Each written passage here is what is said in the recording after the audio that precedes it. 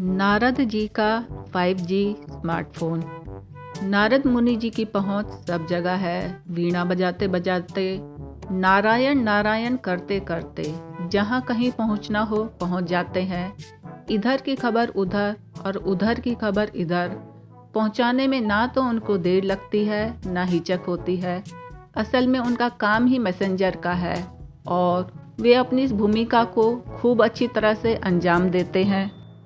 एक बार घूमते घूमते, नारायण नारायण करते करते वे पृथ्वी लोक पर आए तो देखा कि हर छोटे बड़े व्यक्ति के हाथ में एक छोटा सा उपकरण होता है।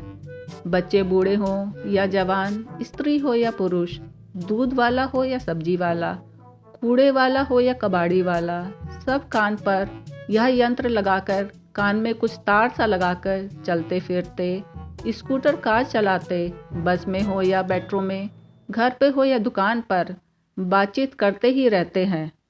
नारद जी की जिज्ञासा बढ़ी कि हो ना हो यह कोई नायाब सी चीज़ है। उन्होंने एक व्यक्ति से इसके बारे में पूछा तो उसने कहा कि इस यंत्र का नाम मोबाइल है और नारद जी ने उसे हाथ में उठाकर देख भी लिया।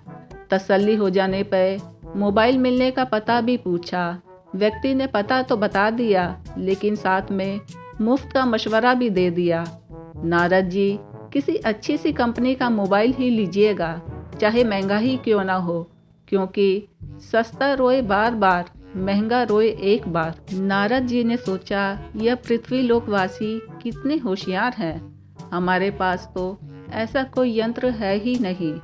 चलते चलते, नारायण नारायण करते वे मोबाइल की दुकान पर पहुंच ही गए। उस दुकान पर मोबाइल ही मोबाइल देखकर वे चकरा गए। कौन सा मोबाइल ले? दुकानदार से बोले, भाई हमें मोबाइल खरीदना है। दुकानदार ने कई बार फिल्मों में नारद जी का गेटअप देखा था, सो झट से उनको पहचान लिया। दंडवत नमस्कार कर आशीर्वाद पाया, उनको आदर से बिठाया, चाय पानी के लिए ऑर्डर दे दिया और बड़ी विनम्रता से बोला, कहिए आपकी खिदमत में कौन सा मोबाइल पेश करूं? नारद जी बोले, भाई मुझे तो इस बारे में कुछ पता नहीं है। मैंने तो आज ही सबके हाथ में यह छोटा सा यंत्र देखा और पता करने पे मुझे बताया गया कि यह मोबाइल है। अब आप ही बताएं इसके क्या क्या फ़ायदे हैं और कौन सा मोबाइल लेना अच्छा रहेगा। तब तक चाय पानी भी आ गए। चाय की चुस्कियाँ लेते हुए वो दुकानदार की बातें सुनते रहे। दुकानदार बोला, एक फ़ोन फ़ायदे अनेक। सबसे पहले तो आप इससे मनचाहे व्यक्ति से बात कर सकते हैं और फ़ोटो खींचकर यादगार क्षणों को सहेज कर रख सकते हैं। इसकी मदद से कई बार चोर लुटेरे भी पकड़े गए हैं। फिर मोबाइल में छुपा है बटुआ। रेल टिकट बुक करना हो, सिनेमा हॉल का टिकट खरीदना हो या फिर अपने बैंक अकाउंट का बैलेंस पता करना हो या फिर खरीदारी करना हो, अब इन सब कामों के लिए आपको बटुए की ज़रूरत नहीं है। मोबाइल से ही सब काम आसानी से हो जाएगा। यह मल्टी स्कैनर भी है। कई बार आप कुछ ऐसा पढ़ लेते हैं जिसे कहीं लिख लेना चाहते हैं, तो आपके मोबाइल में एक एप्लीकेशन यह सब काम कर सकता है। इसका पीसी से भी तालमेल है। कई बार फ़ोन खो जाता है, सारा डाटा खो जाता है, लेकिन पीसी से आपको तमाम डाटा मिल जाएगा। यह गणित का मास्टर भी है। पलक झपकते ही बड़े बड़े सवाल भी यह हल कर देता है। अब तो इसमें ग्लोबल घड़ी वाला फीचर भी है, जिससे आप दुनिया के ढेर सारे शहरों का समय एक साथ जान सकते हैं। यह आपका पर्सनल सेक्रेटरी भी बन सकता है। एक बार इसमें अपनी ज़रूरत की सारी चीज़ें फीड कर दीजिए, फिर यह समय समय पे आपको याद दिलाता रहेगा। तो टैबलेट से ही काम चलाया जा सकता है। नारद जी अंग्रेजी भी बखूबी जानते थे। बोले, अरे नहीं नहीं, हमें टैबलेट नहीं चाहिए, हमारे यहाँ कोई बीमार नहीं है। दुकानदार बोला, अरे नहीं नहीं, मैं उस टैबलेट की बात नहीं कर रहा हूँ, यह मोबाइल का एक नया रूप है। हाँ, जब आपने दवाई की बात ही छेड़ दी है तो मैं आपको बता दूँ कि जल्द ही आपका मोबाइल आपका डॉक्टर भी बन जाएगा। अगर मार्केट में कोई दवाई नहीं मिल रही है तो उसी फार्मूले से बनी दूसरी दवाई का आप पता लगा सकते हैं, या आप किसी दवाई की कीमत का पता करना चाहते हैं तो परेशान होने की ज़रूरत नहीं है।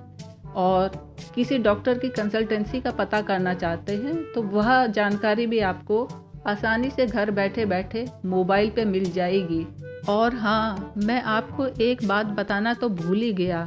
अब तक तो 3G मोबाइल से आप फ़ोन करने और सुनने वाले की शक्ल सूरत ही देख सकते थे, लेकिन अब तो 5G यानी 5वीं पीढ़ी का मोबाइल नेटवर्क बनके तैयार है। यह एक ऐसा नेटवर्क है जहां आप हर चीज़ से वर्चुअली कनेक्ट हो जाएंगे, फिर चाहे वह मशीन हो या कोई डिवाइस हो। जानकारी का इतना ओवरडोज पाकर नारद जी बहुत खुश हुए और बोले, भाई जहाँ तुमने मुझे इतनी जानकारी दी वहाँ यह भी बताओ कि यह स्वर्गलोक में काम करेगा कि नहीं। दुकानदार को तो नारद जी को अपना ग्राहक बनाना था। बोला, यह स्वर्गलोक में तो क्या, यमलोक में भी काम करेगा। यह सुनते ही नारद जी की बाँछें खिल गई। वे बोले, भाई फिर तो यह हमारे बड़े काम का है। हमारे यमदूतों को जीवों को पकड़ने में बड़ी मेहनत करनी पड़ती है, इसकी सहायता से उनका काम आसान हो जाएगा। अच्छा, वो शक्ल सूरत दिखाने वाला मोबाइल कितने का होगा? दुकानदार बोला, नारद जी दाम पूछ के हमें शर्मिंदा क्यों करते हो? आपसे हम दाम थोड़े ना लेंगे। हाँ, कॉल का दाम तो देना पड़ेगा। बस आप हुक्म कीजिए कितने पीस दूँ। एक अकाउंट नंबर बता दीजिए जिससे आपके कॉल का बिल कटता रहेगा। नारद जी बोले, भाई यमदूतों के लिए तो 1000 मोबाइल लगेंगे ही। हाँ, अकाउंट नंबर तो मैं कुबेर के खजाने का दे दूंगा।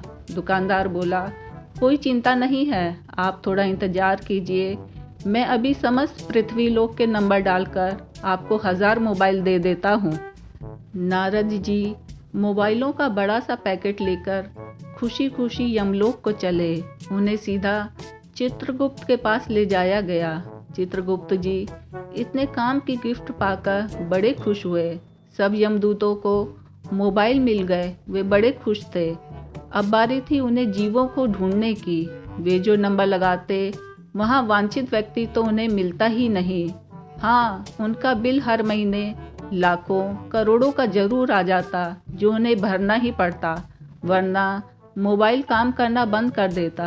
एक तो वे बिल भरते भरते परेशान हो गए, दूसरे उन्हें जीवों को ढूंढने पहले की तरह जाना ही पड़ता। नारद जी को मोबाइल वापस करने के लिए कहा गया।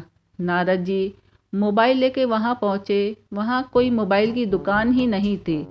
बहुत ढूंढने पर भी वह व्यक्ति नहीं मिला।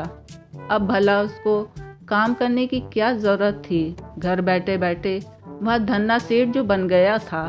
हार कर नारद जी मोबाइलों का बड़ा सा पैकेट लेकर चले गए, लेकिन चित्रगुप्त के पास जाकर अपना मुंह कैसे दिखाते? तो सारे मोबाइल अपने पास रख के उनका मिनिमम बिल भरते ही रहते हैं। उन्होंने पृथ्वी लोक पे जाकर फिर ऐसा कोई पंगा करने से तौबा कर ली है।